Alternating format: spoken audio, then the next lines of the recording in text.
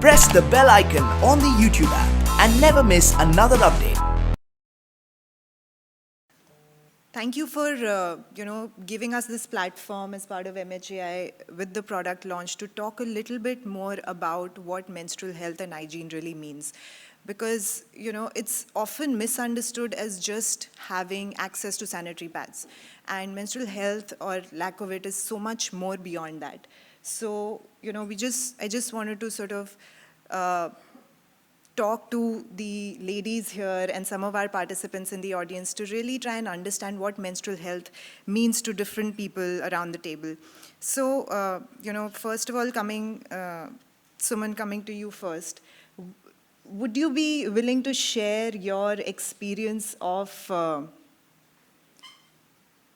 would you be willing to share your experience of the onset of menarche, which is basically your first period story? I know it's a very personal thing, but it helps people connect with what are the issues that girls and women face when they really enter into this whole different aspect of their lives, which is basically the starting of their reproductive health journey.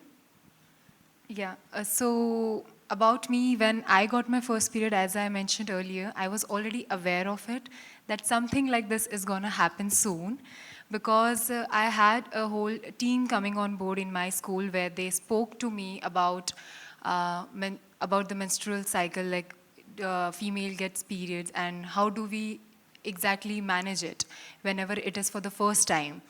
So I already knew that, okay, this is something which I know, and I knew how to use the pads. I also was aware of the basic hygiene that I was supposed to maintain.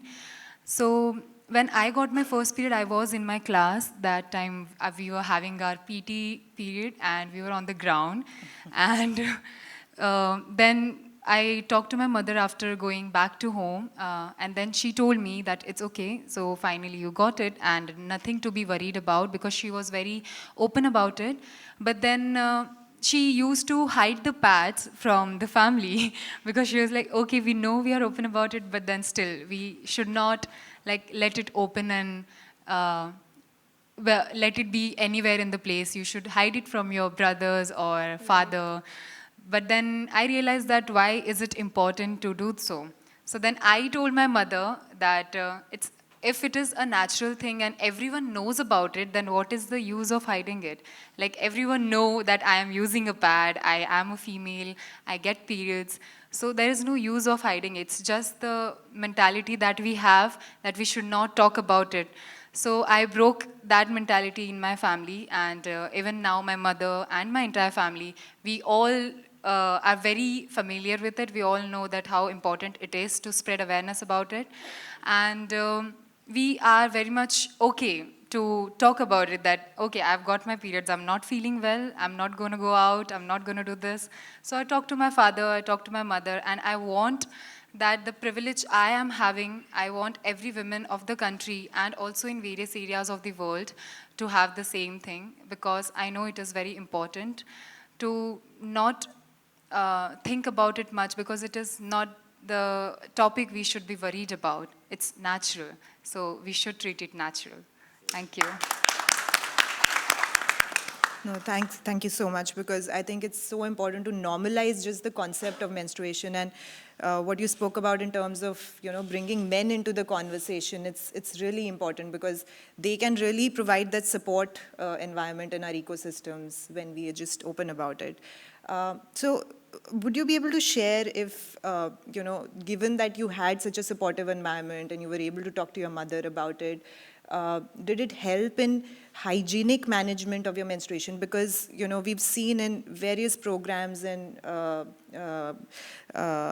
programs that organizations do in the field, we've seen that a lot of girls use products also unhygienically, whether it's pads or whether it's cloth, whatever it might be, because they don't have the right information, because they may not be talking to people around them, there may be stigma around making the products visible. So what was your experience of having that supportive environment?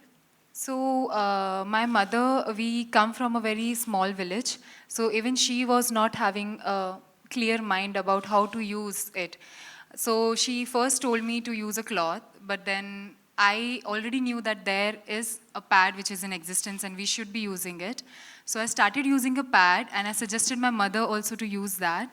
So that is how she changed from cloth to pad, because we weren't having a proper knowledge, because I was the one who got my periods and I made her use pads. So I had to Google, I had to search for videos that how do I exactly manage it so that I maintain my hygiene properly. So then I got to know that there is written that a particular pad should be used for a particular hours, and which is very important because we might not get time. Sometimes we have a hectic schedule or whatever it is, because of which we might not change our pads and leave it over there, which is harmful for our body. So it should not happen. So I started researching about it on my own. And I also helped my mother to know about it so that she is aware of it and even she do not cause any problem to her health. So this is how I started searching about it, because no one was there to tell me and I had very basic information. So I did it on my own.